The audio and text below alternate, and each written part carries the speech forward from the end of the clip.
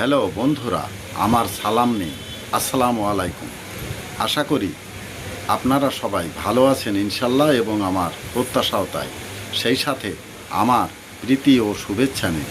আজ এ পর্যায়ে যে বিষয়ে কথা বলবো তা হচ্ছে, যাদের মনের মধ্যে সবসময় পৃথিবীর সব কিছু মন্দ দৃষ্টির প্রতিফলন ফেলে, তাদের কাছে পৃথিবীর কোনো কিছুই ভালো লাগে না, ভালো লাগবেও না।